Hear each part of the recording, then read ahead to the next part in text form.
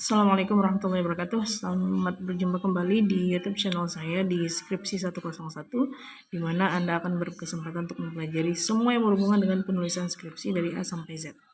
Nah, kemarin kita sudah sempat membahas bagaimana cara mengidentifikasi masalah dan bagaimana menghubungkannya dengan urgensi penelitian. Video ini adalah kelanjutan dari video itu.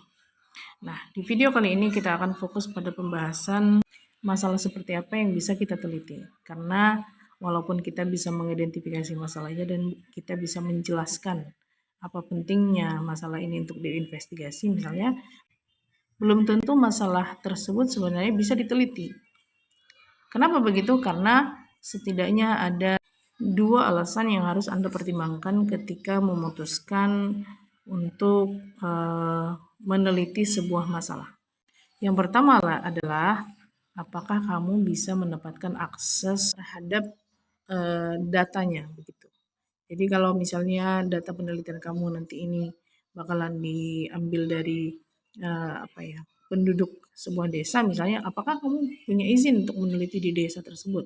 Atau misalnya kamu ingin menginvestigasi isu yang berhubungan dengan rasa aman yang dimiliki oleh anak TK di sebuah sekolah preschool di desa kamu juga gitu.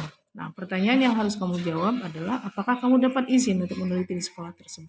Jadi meskipun masalah itu ada dan kamu dengan jelas bisa meyakinkan penguji nanti ya atau dosen pembimbing kamu bahwa masalah ini tuh penting untuk diinvestigasi. Kalau kamu tidak punya akses untuk mendapatkan datanya, ya sama aja itu nggak bisa diinvestigasi namanya.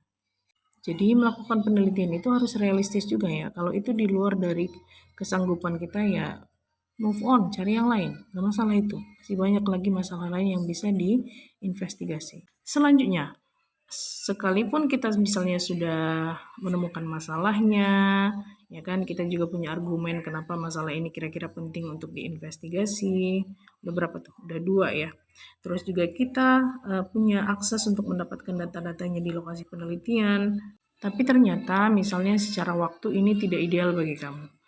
Penelitian ini misalnya hanya bisa dilaksanakan secara longitudinal, ya kan?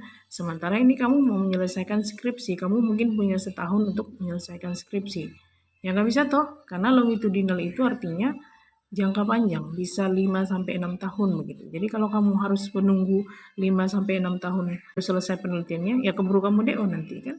Jadi sama aja ini juga tidak bisa. Jadi jangan dipaksakan ya. Meneliti itu sesuai kesanggupan kita saja. Baik dari segi mendapatkan datanya maupun dari segi pengerjaannya. Misalnya kamu resourcesnya tidak memadai untuk menginvestigasi isu tersebut, ya jangan, nggak usah. Cari isu lainnya yang kemampuan kamu misalnya atau resources yang kamu punya, sumber daya yang kamu punya itu bisa digunakan untuk menyelesaikan penelitian tersebut.